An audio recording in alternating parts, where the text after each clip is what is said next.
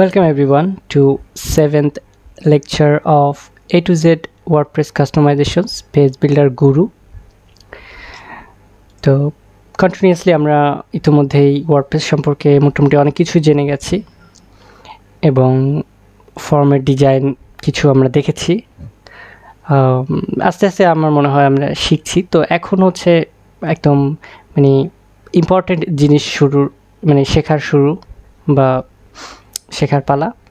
তো আজকে আমার এই 7 নম্বর এপিসোড এই এপিসোডে আমি আলোচনা করব হচ্ছে এলিমেন্টর নিয়ে, যে এলিমেন্টর কি, এলিমেন্টরের মডিউলস কি এবং এটা আসলে কি, এটা খায় না মাথায় দেয় না কি করে, এটা আর কি।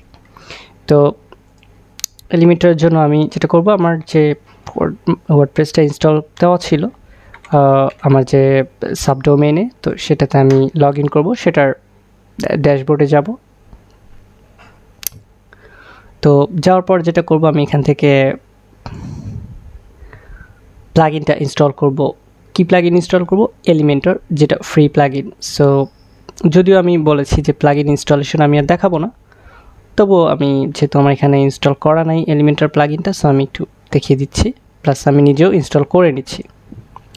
তো জাস্ট আমি অ্যাড নিউ করব এবং এলিমেন্টর প্লাগইনটা সার্চ করব, কারণ শুধু এলিমেন্টর এই এলিমেন্টরটা ফ্রি একটা প্লাগইন। তো সার্চ করে আমি এটা ইনস্টল করে নিব। ওকে, তো দেখা যাচ্ছে যে এলিমেন্টর কিন্তু আমার ওয়ার্ডপ্রেসে আমি ইনস্টল করে ফেলেছি। এই যে এটা হচ্ছে এলিমেন্টর, ঠিক আছে। তো এলিমেন্টরের প্লাগইনটা ইনস্টল করার পর দেখি আমি কী অপশন আসলো। প্রথমে আসছে হচ্ছে এলিমেন্টর এবং আরেকটা আসছে হচ্ছে টেমপ্লেট, এই দুইটা জিনিস। তো এলিমেন্টর বেসিক্যালি একটা পেজ বিল্ডার, যেটা দিয়ে হচ্ছে আমরা পেজের বিভিন্ন ডিজাইন করতে পারি, এবং শুধু পেজ না, যে কোনো পোস্ট টাইপ বলতে সেটা পোস্ট হতে পারে, প্রোডাক্ট হতে পারে, এগুলো আমরা এডিট করতে পারি ড্র্যাগ অ্যান্ড ড্রপের মাধ্যমে, যেটাকে আমরা সিএমএস বলে আসছি খুব শুরু থেকেই। তো সেটা আমরা করতে পারি। তো এলিমেন্টর সেটিংসটা আমি একটু দেখে আসবো খুব দ্রুত, যে এলিমেন্টর সেটিংসে আসলে কী আছে, যে কোন কোন পোস্ট টাইপ এডিট করা যাবে। তো সেখানে পোস্টকে এনেবল করা আছে, পেজকে এনেবল করা আছে।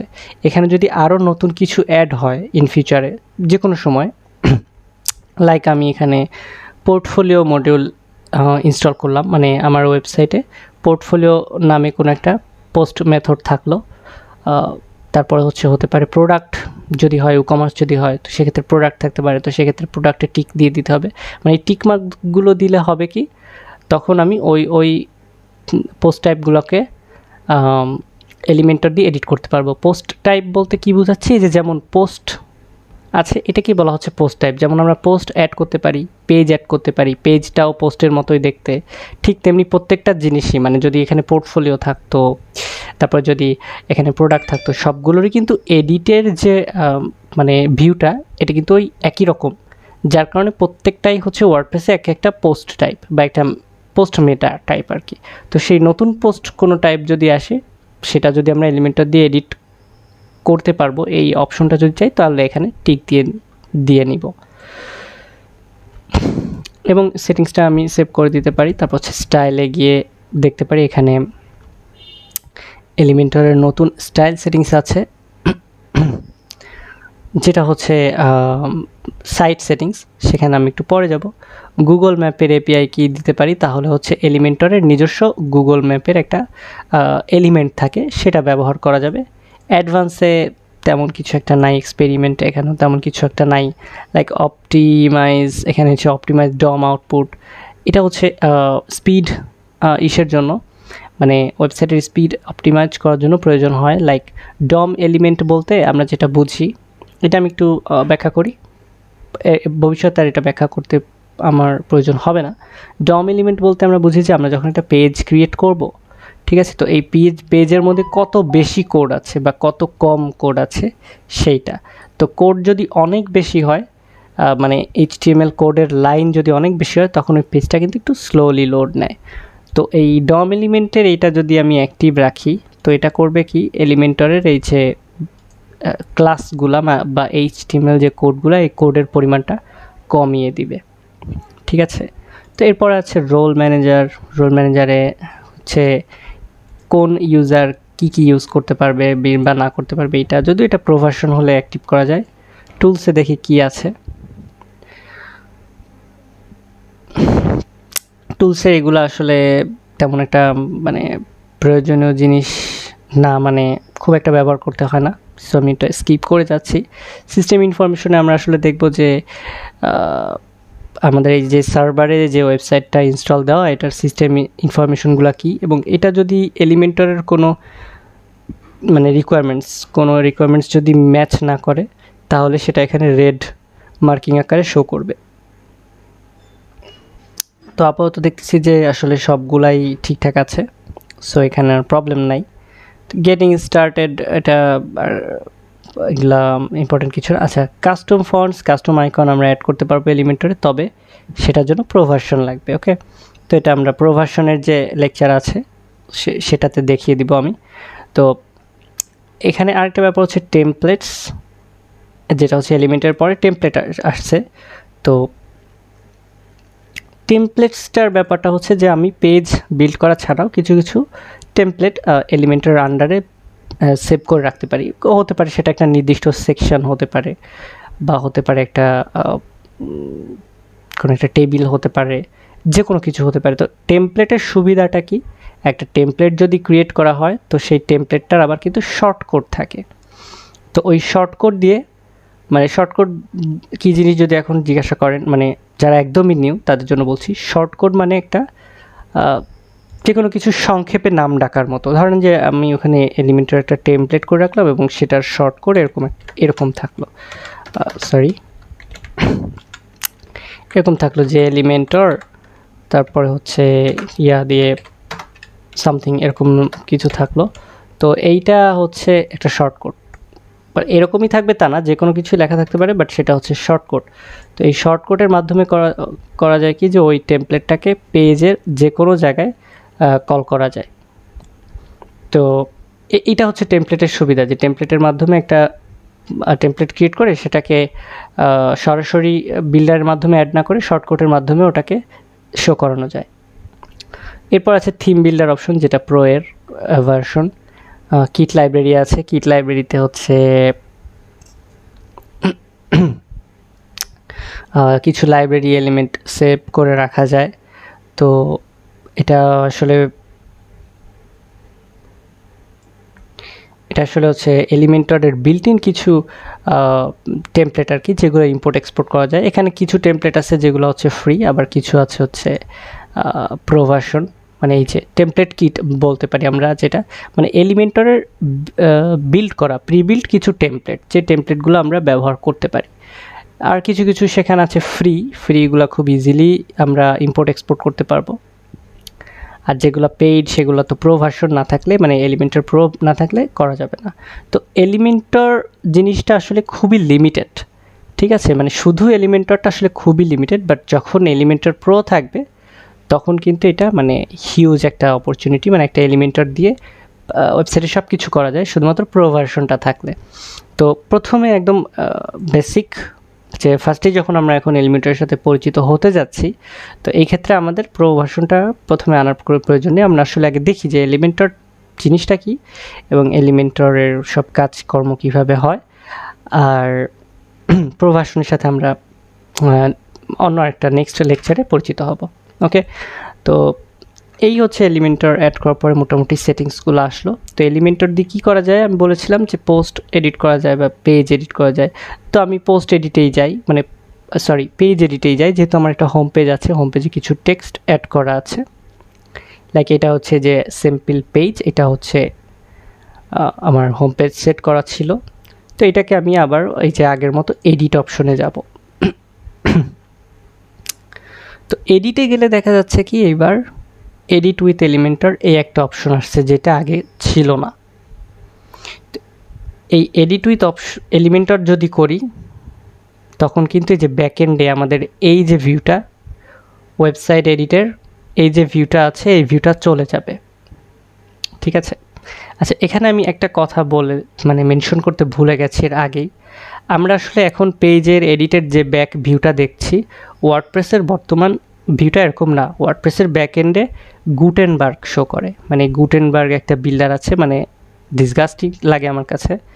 তো ওইটা খুব একটা আমরা ইউজও করি না বা তেমন একটা ইউজ করা হয় না। তো ওই গুটেনবার্গ বিল্ডারটা সহ হচ্ছে ভিউ করে, ঠিক আছে। তো ওইটা যাতে না আসে, ওই যেন হচ্ছে ওয়ার্ডপ্রেসের ডিফল্ট মানে এরকম ভিউ আসে, সেই কারণে আমরা কিন্তু এই যে ক্লাসিক এডিটর ইনস্টল দিয়েছি। এই ক্লাসিক এডিটর ইনস্টল যদি না থাকতো, মানে এই ক্লাসিক এডিটর যে প্লাগইনটা এটা যদি না থাকতো, তাহলে কিন্তু ওই গুটেনবার্গের যে বিল্ডারটা সেটাই আসতো।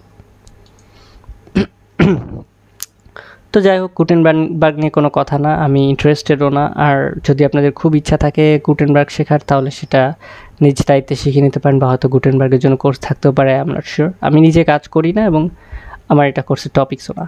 তো আমি গুটেনবার্গটা সম্পূর্ণ ইগনোর করে গেছি, আমি প্লাগইন ইনস্টল করে যাতে ওটা আমার চোখের সামনেই না আসে সেরকম একটা ব্যবস্থা আমি করে রেখেছি। তো আপনারাও, আমার মনে হয় না যে ওই বিল্ডারটা মানে গুটেনবার্গটা আপনাদের পছন্দ হবে, যেটা কিনা ওয়ার্ডপ্রেসে ডিফল্টভাবে চলে আসে।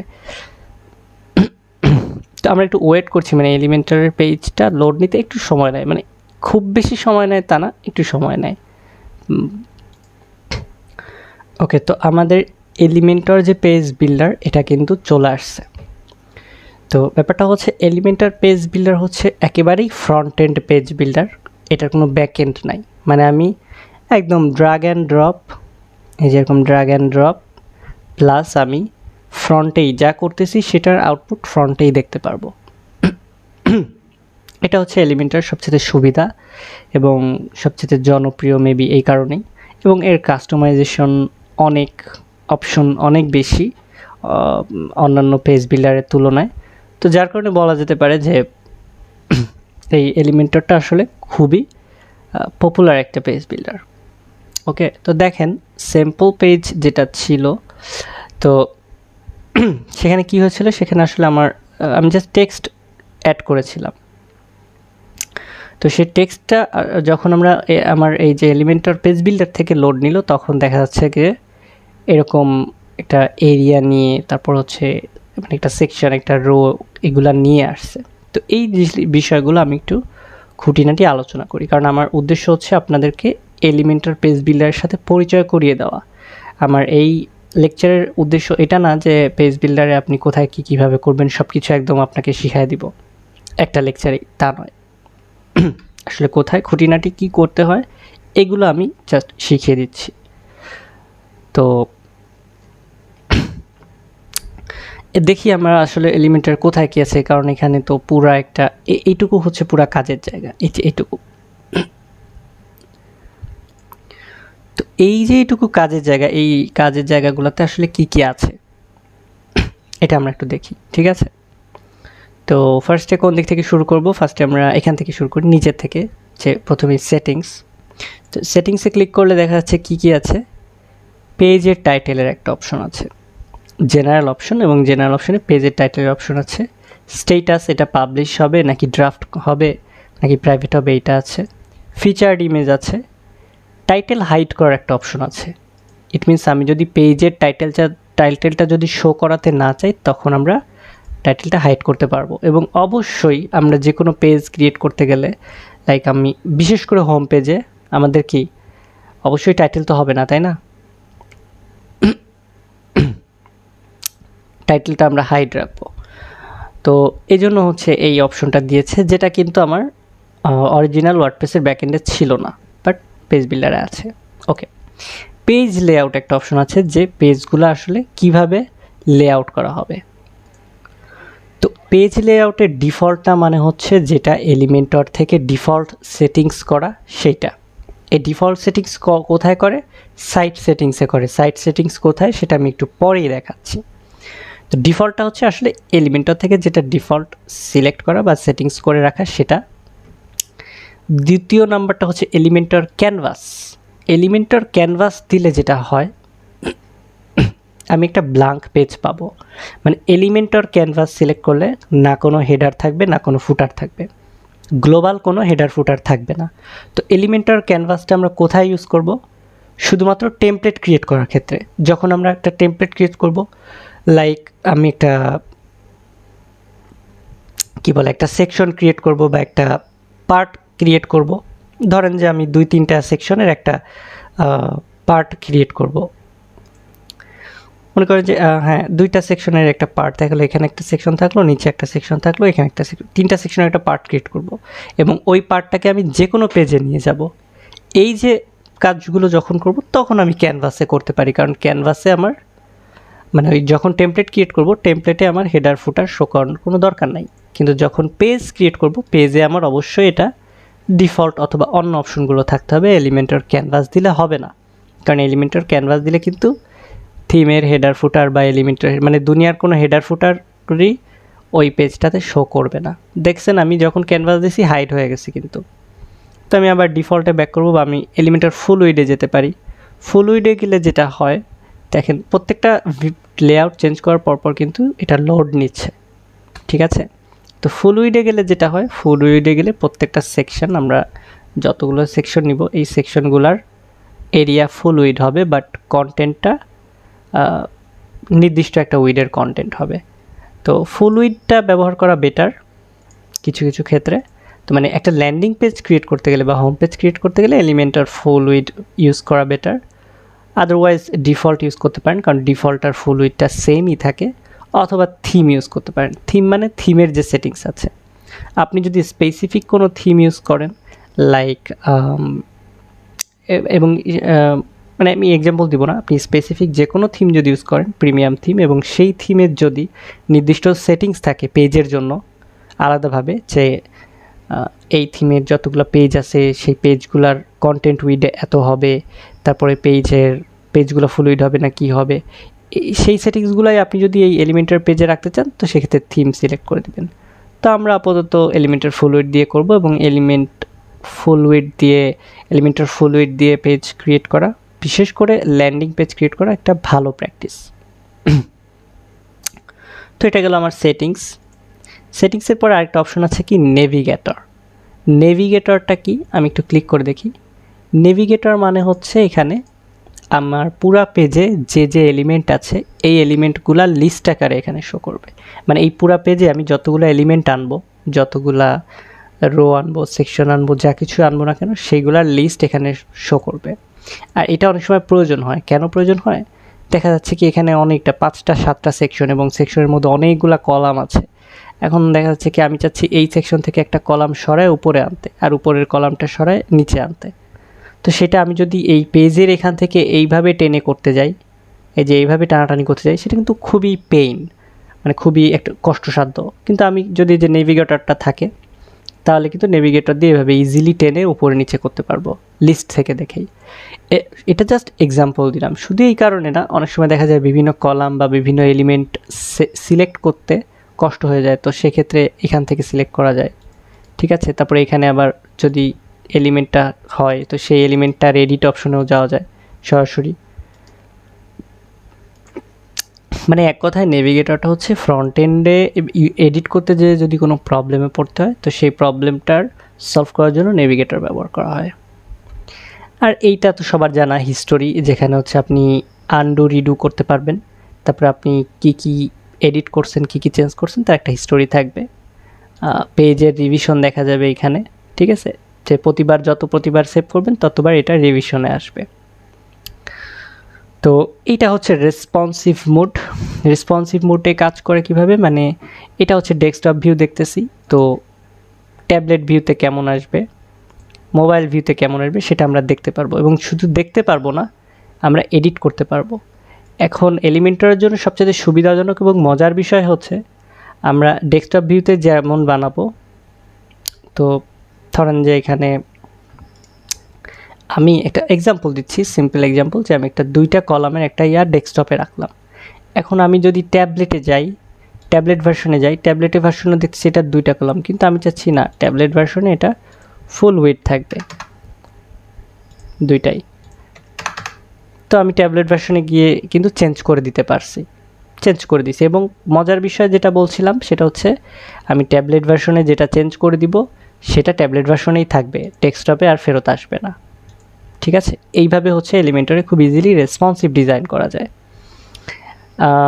তবে এখানে একটা ব্যাপার আছে, যেই অপশনগুলাই যে কলাম, ধরেন এটা একটা অপশন, তো যেই অপশনের পাশে এই আইকনটা থাকবে শুধুমাত্র সেই অপশনের ক্ষেত্রেই এটা প্রযোজ্য হবে।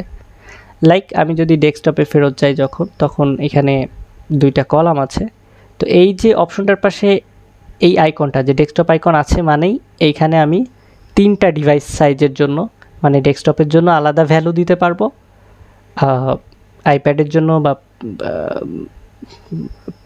ট্যাবলেটের জন্য আলাদা ভ্যালু দিতে পারবো এবং মোবাইলের জন্য আলাদা ভ্যালু দিতে পারবো। ওকে, তো ট্যাবলেটে আমি ফুল করে দিলাম, মোবাইলেও আমি চাইলে ফুল করে দিতে পারি বা মোবাইলে চাইলে আমি আরও ছোটো করে দিতে পারি, বড় করতে দিতে পারি, এরকম আর কি ভ্যালু চেঞ্জ করে দিতে পারি। এবং যেই ভিউতে থাকতে যেই ভ্যালু রাখবো বা যেইভাবে সেট করে রাখবো ওই ভিউতে ওইটা ওরকমই থাকবে, আর অন্যটায় ওটার ইফেক্ট পড়বে না যখন আমি এই মোডে কাজ করব, মানে রেসপন্সিভ মোডে নিয়ে কাজ করব। ঠিক আছে, এটা কিন্তু অনেক ইম্পর্টেন্ট, মানে একটা ওয়েবসাইট বা একটা পেজ রেসপন্সিভ করার জন্য এটা সবচেয়ে মোস্ট ইম্পর্টেন্ট থিওরি।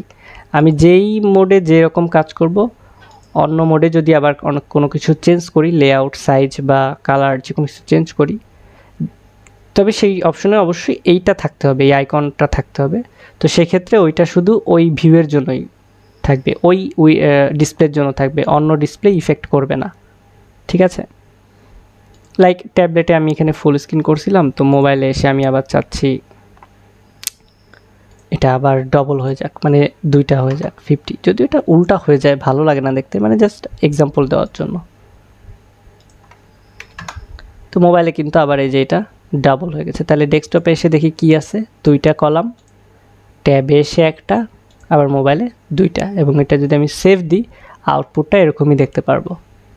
ঠিক আছে, তো এটা গেল রেসপন্সিভ। এটা হচ্ছে প্রিভিউ, মানে আমি যা দেখলাম সেটা প্রিভিউ কিভাবে করব। এখানে ক্লিক করব, মানে চোখে ক্লিক করব, নতুন একটা পেজে, মানে নতুন একটা ট্যাবে আমি যা বানাচ্ছি সেটা প্রিভিউ করবে, এই যে দেখাবে, শো করবে, এই যে দেখাচ্ছে।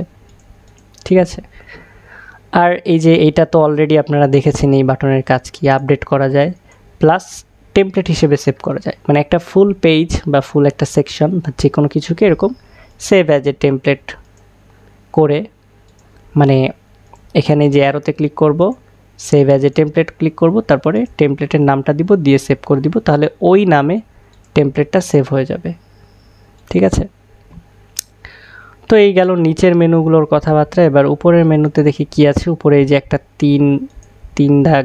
তিন লাইনের মেনু আছে। এখানে কি আছে, প্রথমে আছে সাইট সেটিংস, যেটার কথা বলছিলাম। তো সাইট সেটিংসটাতে গেলে এখানে আমরা কিন্তু প্রথমে দেখছি গ্লোবাল কালার, মানে ওয়েবসাইটের গ্লোবাল কালারগুলো কী কী হবে সেই কালারগুলো এখান থেকে সিলেক্ট করে দিতে পারবো, লাইক প্রাইমারি, সেকেন্ডারি কালার। তারপর হচ্ছে গ্লোবাল ফন্টস, এই বিষয়গুলো একটু ইম্পর্টেন্ট, একটু মনোযোগ সহকারে দেখেন। আমরা যখন কোনো কাস্টম ডিজাইন করব, কাস্টম ডিজাইন বলতে আমরা কি বুঝি, লাইক কাস্টম ডিজাইন বলতে আমরা বুঝি যে একটা ডিজাইন, মানে ইলাস্ট্রেটর দিয়ে একজন ইউআই ডিজাইনার একটা ডিজাইন দেখা গেলো বানিয়ে রেখেছে। যেমন আমি একটা এক্সাম্পল দিই,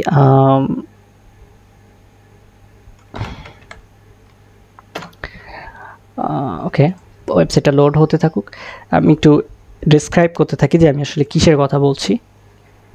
ব্যাপারটা এরকম যে একজন ইউআই ডিজাইনার একটা পেজ ডিজাইন করেছেন হাতে আঁকার মতো করে, হাতে আঁকা না আসলে, এটা সে একটা ছবিতে, সে একটা ইমেজে বা একটা অ্যাডোব এক্সডিতে বা এআইতে জাস্ট শুধুমাত্র ডিজাইন তৈরি করছেন, সেটা কোনো মডিউল, মানে কোনো ওয়েবসাইট না, বাট ওয়েবসাইটের ডিজাইন সে করে রাখছে। তো সেই ডিজাইনটা আমার এলিমেন্টটা দিয়ে বানাতে হবে। তখন আমি কীভাবে বানাবো? তো এই ধরনের ডিজাইনটা, যেমন এই একটা ওয়েবসাইট ছিল, এটা খুবই আসলে টাফ, খুবই কাস্টমাইজড ওয়েবসাইট। তো তবু আমি এখান থেকে কিছু শেখানোর চেষ্টা করছি। যেমন দেখেন, যদি আপনারা খেয়াল করেন, এই যে এই যে বাটনগুলা, এখানে একটা বাটন, এখানে একটা বাটন, বা দেখবেন দুনিয়ায় যত বাটন আছে, ঠিক আছে, এই ওয়েবসাইটের যত বাটন আছে, এই তারপর এই একটা, প্রত্যেকটা বাটনের সাইজ কিন্তু একই রকম, প্রত্যেকটা বাটন একই রকম সাইজ। কেমন, আমি একটু ইন্সপেক্ট করে যদি আপনাদেরকে দেখাই, তো দেখা যাচ্ছে যে এই যে প্রত্যেকটা বাটন আমি নিলাম, প্রত্যেকটা বাটনের যে ফন্ট ফ্যামিলি আছে, নির্দিষ্ট ফন্ট ফ্যামিলি আছে, trade Gothic, font size 20 pixel, font wait 400, line height 25। এগুলো কি আপনাদের আসলে এখন বুঝতে একটু কঠিন হচ্ছে হয়তো বা, তো আমি আস্তে আস্তে বুঝাবো, বাট আমি আপনাদেরকে যেটা দেখাচ্ছিলাম যে প্রত্যেকটা বাটনের সাইজ কিন্তু সেম। এই যে এখানে প্যাডিং আছে 9/18 9/18, মানে উপরে নিচে 9 পিক্সেল করে ফাঁকা এবং ডানে বামে 18 পিক্সেল করে প্যাডিং। ওকে, তো এইটা হচ্ছে যেটা বলছিলাম যে নির্দিষ্ট সাইজের বাটন আছে। তারপরে আবার যদি মনে করেন যে আমরা যখন ওয়েবসাইট ক্রিয়েট করি, লাইক এখানে H2 এর সাইজ কত আছে, এখানে 55 পিক্সেল ফন্ট সাইজ আছে, 55 পিক্সেল। তো সারা ওয়েবসাইটেই H2 এর ফন্ট সাইজ আছে এরকম 55 পিক্সেল। যদি আমি এটাও দেখি, এটাও H2, এটারও 55 পিক্সেল। তারপরে দেখা যাচ্ছে যে বডি, তারপর মনে করেন যে বডির মানে এটার যদি ফন্ট সাইজ দেখি আমরা, তো এটারও দেখা যাবে কি যে ফন্ট সাইজ আছে কোথায়, মেবি 10 পিক্সেল বা সামথিং লাইক দ্যাট, এরকম কিছু হবে।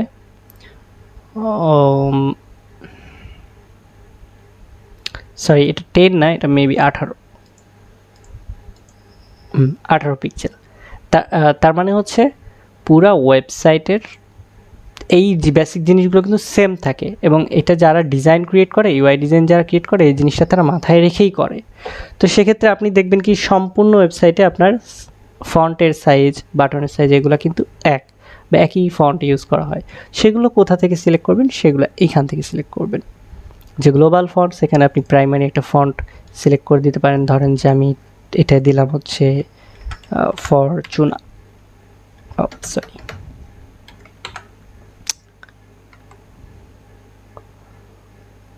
হচ্ছে পপিন্স দিই, পপিন্সটা একটু ভালো লাগে।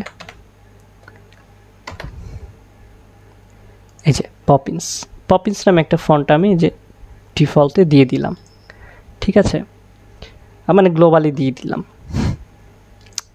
তো তারপরে এখানে দেখা যাচ্ছে গ্লোবাল কালারস, গ্লোবাল ফন্ট দেওয়ার পরে এবার আসছে হচ্ছে আমি যেইগুলো এতক্ষণ বর্ণনা করলাম সেই সেটিংসগুলো এবার আসছে। কি যে টাইপোগ্রাফি কি হবে? টাইপোগ্রাফি বলতেই কিন্তু ওই যে ফন্ট বোঝাচ্ছিলাম। টাইপোগ্রাফিতে দেখেন প্রথমে হচ্ছে বডি ফন্ট, মানে এই যে এই লেখাগুলো কেমন হবে। তো সেখানে আমি যে বডি ফন্টের কালার দিয়ে দিতে পারি, ঠিক আছে। কালার দিয়ে দিলে হবে কি, ওই যে আমি যে ব্ল্যাক দিয়ে দিলাম, তো দেখা যাচ্ছে যে পুরা ওয়েবসাইটের বডি ফন্ট কালার এরকম ব্ল্যাক হবে। তারপর হচ্ছে দেখা গেলো যে টাইপোগ্রাফিতে গেলাম, এবার এখানে হচ্ছে ফন্ট সাইজ দিয়ে দিলাম যে পপিন্স। তারপর হচ্ছে ফন্ট সাইজ দিয়ে দিলাম দেখা গেলো 16 পিক্সেল, ঠিক আছে। এই যে এটা কিন্তু অ্যাপ্লাই হচ্ছে, এই যে 16 পিক্সেল দেওয়ার পরে এটা কিন্তু মানে যা দিচ্ছি সেটা কিন্তু গ্লোবালি অ্যাপ্লাই হচ্ছে। ওয়েট দিয়ে দিলাম হচ্ছে 3 বা হচ্ছে 300 বা হচ্ছে 400, যেটা নর্মাল সেটাই দিয়ে দিলাম, বা এরকম নর্মাল লিখে দিলাম। ট্রান্সফর্ম এটা ডিফল্টই থাকুক। স্টাইল দেখা গেল যে ডিফল্ট। লাইন হাইট আমরা দিয়ে দিতে পারি দেখা গেল হচ্ছে 18 পিক্সেল, মানে আমার ইচ্ছা মতো এটা, ঠিক আছে। এই যে লাইন হাইট বাড়ানোর কমানোর কারণে কিন্তু এই যে লাইনের মধ্যে যে ফাঁকা, লাইনের মধ্যে যে স্পেসটা, এটা কিন্তু চেঞ্জ হয়। তো এই যে জিনিসগুলা, এগুলো আপনারা কি যারা একদমই নতুন, ওয়েব ডিজাইন সম্পর্কে কিছুই জানেন না, তাদের জন্য এই জিনিসগুলো খুবই ইজি হওয়ার কথা। এই অপশনগুলো যে একটা ফন্টে কী থাকতে পারে, ফন্ট ফ্যামিলি থাকতে পারে, মানে কী টাইপের ফন্ট হবে, সাইজ কী হবে, ওয়েট কেমন হবে, লাইন হেড কেমন হবে, এই বিষয়গুলো। তারপর দেখা যাচ্ছে লিঙ্কের জন্য কিন্তু এই যে এখন ডিফল্টে আছে লাল একটা কালার। তো আমি চাচ্ছি লিঙ্কের কালার লাল না করে আমি অন্য কালার দিব, তো সে অন্য কালার কিন্তু সেট করা যাচ্ছে, ঠিক আছে। ডিফল্ট বেইজে ডিফল্ট যে কালার, মানে এটা হচ্ছে গ্লোবাল। আমি এখানে যে সেটিংসগুলো করবো এগুলো সব গ্লোবাল, পুরো ওয়েবসাইটেই সেটা মানে অ্যাপ্লিকেবল হবে। তো তারপরে এই লিঙ্কেরও টাইপোগ্রাফি এভাবে চেঞ্জ করা যায় একই রকম। তো আমি এটা আর দেখাচ্ছি না।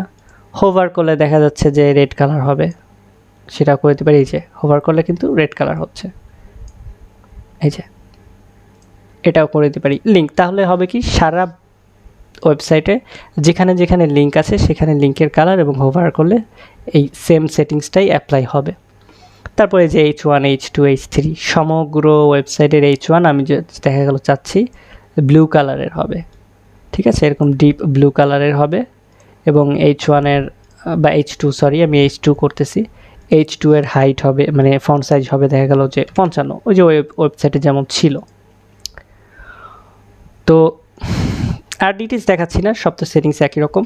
তো এখানে উদ্দেশ্যটা হচ্ছে আসলে একটা ওয়েবসাইট ক্রিয়েট করতে গেলে এই বিষয়গুলো গ্লোবাল থাকে। গ্লোবাল মানে সব জায়গায় সেম থাকে, এমন না যে আপনি এই পেজে ফন্ট সাইজ, এই পেজের বডিতে আপনার ফন্ট সাইজ 12 পিক্সেল, তো অন্য পেজের বডিতে আপনার ফন্ট সাইজ 14 পিক্সেল, এরকম থাকে না, এটা অসামঞ্জস্যতা।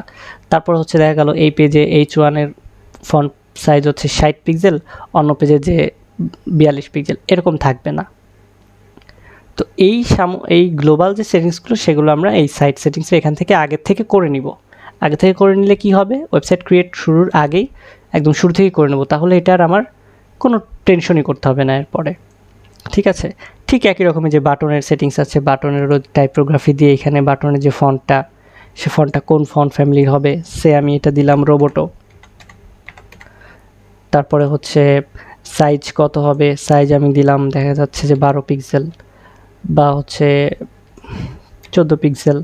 তারপর হচ্ছে বাটনের সমস্ত, আমি চাইলাম কি যে যতগুলা দেশে বাটন থাকবে সমস্ত বাটনের টেক্সটগুলা আপার কেস হবে, তাহলে এখান থেকে করে দিব। স্টাইলটা কেমন হবে, ঠিক আছে, মানে টাইপোগ্রাফি যা স্টাইল হয় সব কিন্তু সেম। রিমেম্বার এই সেটিংসগুলো আমি কিন্তু মানে এখানেই শেষ, মানে এটা আর বারবার দেখাবো না, কারণ টাইপোগ্রাফি যেখানে আছে সেখানে একই সেটিংস সবখানেই। তারপরে দেখা যাচ্ছে বাটনটা নর্মাল স্টেটে টেক্সট কালার দেখা যাচ্ছে আমি চাচ্ছি সাদা হবে। ওকে, টেক্সট কালার সাদা হবে এবং ব্যাকগ্রাউন্ড কালারটা, এই যে ব্যাকগ্রাউন্ড টাইপ হবে কালার, এবং ব্যাকগ্রাউন্ড কালারটা হবে এরকম এরকম ডিপ একটা রেড। আর হোভার যখন করব তখন হোভারে টেক্সট কালার সাদাই থাকবে, কিন্তু ব্যাকগ্রাউন্ড কালারটা হবে ব্ল্যাকিশ, মানে ব্ল্যাক টাইপের একটা কালার। ঠিক আছে, সেটা এখান থেকে করে দিলাম। তো ওই যে এবার বাটনে আবার প্যাডিং লাগে, প্যাডিং ছাড়া হচ্ছে টেক্সট যতটুকু এরিয়া তার উপরে চারপাশে তো স্পেস লাগে, ফাঁকা স্পেস লাগে। মানে বাটন কেমন হয় যে একটা লেখা থাকে, ওইটার লিঙ্ক থাকে, তো ওইখান ওর চারপাশে একটা বর্ডার মতো থাকে বা একটা এরিয়া জুড়ে থাকে ডিজাইন করার মতো। তো সেইটা করতে গেলে সে আমি টপে মানে প্যাডিং দিয়ে দিব, উপরে হচ্ছে 9 পিক্সেল।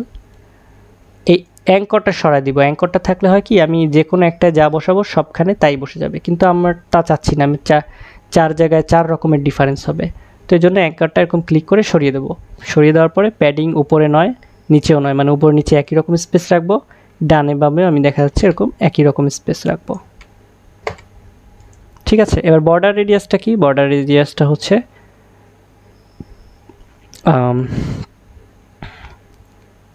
একটা বাটনের 4 কোণায় স্কোয়ার সাইজ না থেকে এটাকে আমি যদি রেডিয়াস দিই তাহলে এটা রাউন্ড হবে, যত পিক্সেল দিব তত পিক্সেল এটা রাউন্ড হবে। তো আমি যদি 5 পিক্সেল দিই 5 পিক্সেল রাউন্ড হবে। ঠিক আছে, বা আমি যদি এটা 10 পিক্সেল দিই 10 পিক্সেল রাউন্ড হবে। যদি এটা আমি পার্সেন্টেজ দিই এবং 50% দিই তাহলে এটা অলওয়েজ ওভাল শেপের হবে। তো এটা আমি আসলে বাটনের সেটিংসে দেখানো উচিত ছিল, তো ওটা আমি বাটন সেটিংসে আবার দেখিয়ে দিব। ঠিক আছে, যে আসলে কেমন দেখতে হয়, এখানে জাস্ট আমি শিখিয়ে দিলাম একটু। আর 0 দিয়ে দিলে একদম স্কোয়ার সাইজ হবে শেপটা। তো এই হচ্ছে বাটনের সেটিংস গেল। এরকমভাবে ইমেজের সেটিংস দিতে পারি আমরা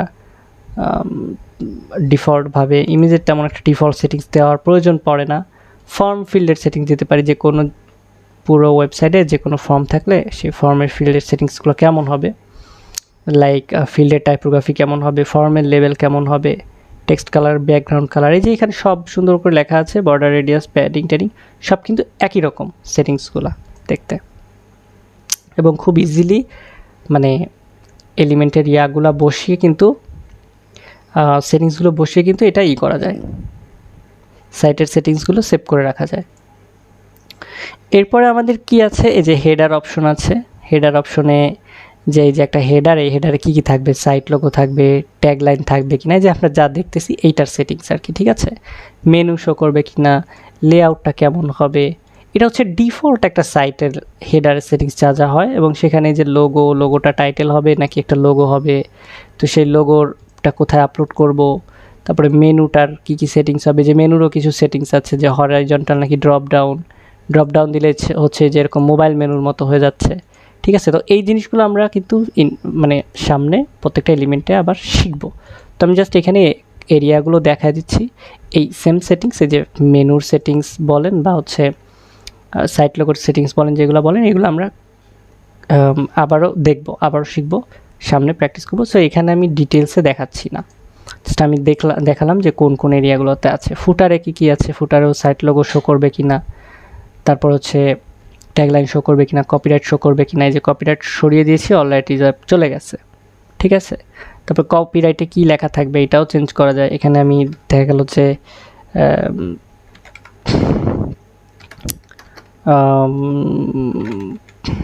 কপিরাইট বাই এরকম দিয়ে দিলাম, ঠিক আছে। তাহলে কিন্তু এটা মানে আমি যা টেক্সট করব সেটা এখানে চেঞ্জ হয়ে যাবে। এখান থেকে টেক্সট কালার দিয়ে দিতে পারবো, ওকে। টেক্সট কালার আমি চাইলে যে লাল দিয়ে দিতে পারি, ঠিক আছে। টাইপোগ্রাফি চেঞ্জ করতে পারি, টাইপোগ্রাফি সেটিং সেম, সো আমি আর দেখাচ্ছি না, এইগুলাই। তারপর হচ্ছে সাইট আইডেন্টিটি, যেটা আমরা কাস্টমাইজেশনে দেখে আসছি অনেক আগে, সেই একই জিনিসগুলো এখানেও করা যায়। যে সাইট নেম, সাইট ট্যাগলাইন, সাইটের লোগো আপলোড করা যায়, ফেবিকন আপলোড করা যায়।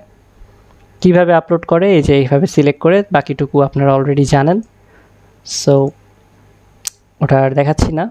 তারপর হচ্ছে এইখানে হচ্ছে ব্যাকগ্রাউন্ড দেওয়া যায় এখান থেকে, যে ব্যাকগ্রাউন্ড কালারটা কেমন হবে। তো চাইলে আমি পুরো ওয়েবসাইটের ব্যাকগ্রাউন্ড ব্ল্যাক করে দিতে পারি, ব্ল্যাক করে সমস্ত টেক্সট আমি কিন্তু সাদা হোয়াইট করে দিতে পারি, ঠিক আছে। এটা এখান থেকে করা যায়।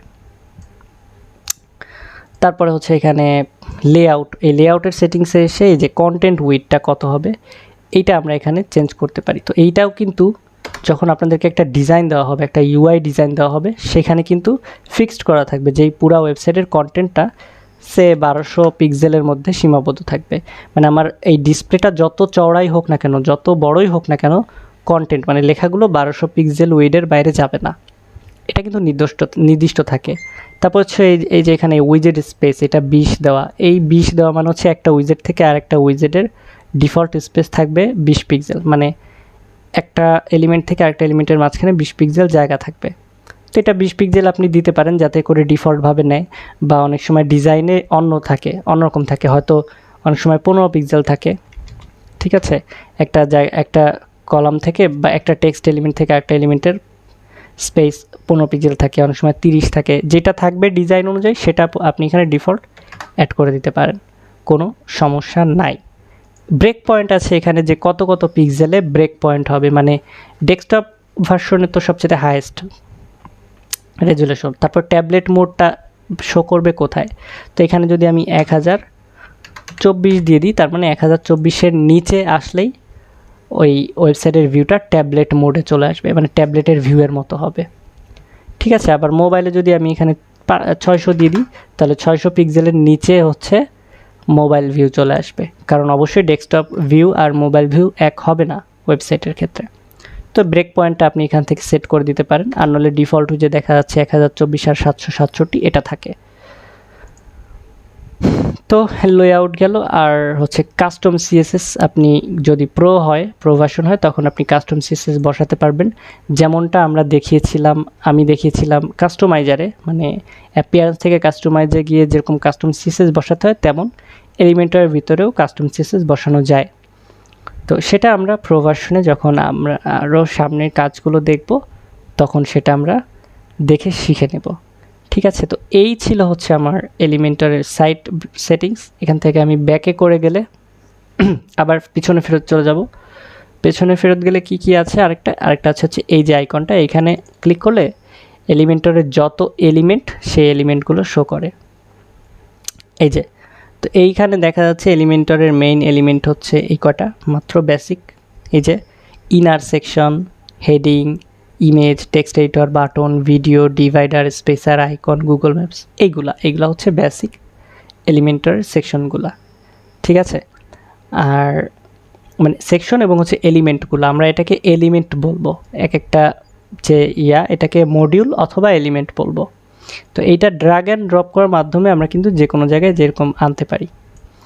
সো আমি যদি এটাকে পুরো ব্ল্যাঙ্ক করে ফেলি, ব্ল্যাঙ্ক করার পর দেখা যাচ্ছে যে এই যে একদম ফাঁকা, এখানে একটা প্লাস বাটন আছে, আর এটা আছে হচ্ছে অ্যাড টেমপ্লেট। তো এখানে ক্লিক করলে কি হবে, ওই যে বলছিলাম যে বিল্ট ইন কিছু টেমপ্লেট থাকে, সেইগুলা থেকে লোড নেওয়া যাবে। এটা একটু নেটে লোড নিয়ে আসতে একটু সময় নেয়, মানে পুরা জিনিসটা তো লোড নিবে, ডাউনলোড হবে, তারপরে শো করবে। তো এটা আমি ওই যে ফ্রি ভার্সন হলে যে কোনো ফ্রি টেমপ্লেট কিন্তু যেভাবে সহজেই ইনসার্ট করতে পারবো, তাহলে পেজের ডিজাইনে লোড হয়ে যাবে। ঠিক আছে, ফ্রি। আর যদি আমি একদম ব্ল্যাঙ্ক স্ক্র্যাচ থেকে শুরু করছি, তো সেখানে যে প্লাস বাটনে আসবো, আসার পর প্রথমে আসতেছে যে একটা লেআউট, মানে আমি একটা সেকশন করব। তো একটা সেকশনের মধ্যে আমার কয়টা কলাম থাকবে, যদি একটা কলাম থাকে তাহলে এইটা, যদি দুইটা কলাম থাকে তাহলে এটা, যদি তিনটা কলাম থাকে তাহলে এইটা সিলেক্ট করব। করলে কিন্তু অটোমেটিক এই যে সেকশন এবং এই যে তিনটা কলাম দেখছেন, এই যে সেকশন তারপর হচ্ছে তিনটা কলাম এভাবে চলে আসছে। তো এরপরে কি হবে, এরপরে এই যে এবং অটোমেটিক সেকশনের সেটিংসের অপশনগুলো এখানে চলে আসছে। কলামে যদি ক্লিক করি, কলামের সেটিংসের অপশনগুলো চলে আসছে। আর এইখানে ক্লিক করলে আবার ওই যে সমস্ত এলিমেন্টগুলো ভিউ করবে। তারপরে এইখান থেকে এই এলিমেন্টগুলো নিয়ে এরকম ড্র্যাগ অ্যান্ড ড্রপ করে, যেমন এই যে আমি টেক্সট এডিটর নিয়েছিলাম, টেক্সট বসছে। আবার আমি যদি অন্য কোনো এলিমেন্ট নিতে চাই, যেমন ইমেজ, এখানে নিব, নিয়ে এই যে ইমেজ চলে আসছে। এই ইমেজ কীভাবে আপলোড করতে হয় আপনারা অলরেডি যে দেখেছেন, আরও একবার দেখাই ফর দ্য লাস্ট টাইম। যে এখানে ক্লিক করব, তারপরে হচ্ছে এখানে আপলোড করব, বা হচ্ছে মিডিয়া লাইব্রেরি থেকে এরকম সিলেক্ট করে নিয়ে বসাবো। ঠিক আছে, তারপরে যদি আমি মনে করি যে একটা বাটন আনবো, সেই যে একটা বাটন, তো এই বাটনটা আনতে গেলে কীভাবে আনতে হবে, যে ওরকম ড্র্যাগ অ্যান্ড ড্রপ করে যে কোনো জায়গায় আমি টেক্সটের নিচে বসাতে পারি, তারপরে যে ইমেজের নিচে বসাতে পারি, বা ইমেজের উপরে বসাতে পারি, অন্য কোনো কলামে বসাতে পারি, আমার খুশি। তারপরে এই যে বাটনের সেটিংসের অপশনগুলো চলে আসতেছে। তো এই আর যা কিছু করব, করার পরে এই আপডেটে ক্লিক করব, তাহলে পেজটা আপডেট হয়ে যাবে। ঠিক আছে, তো এই এলিমেন্টগুলো নিয়ে আমি নেক্সট ভিডিওতে আলোচনা করব। সাথে থাকবে প্রো মডিউলের ভিডিওগুলো, যে প্রো মডিউল দিয়ে আসলে কীভাবে কি, মানে প্রোতে আর কি কি এক্সট্রা বেনিফিট আছে সেগুলো দেখাবো। সো নেক্সট ভিডিও পর্যন্ত আমি এই পার্টটা এখানেই শেষ করছি। Thanks everyone.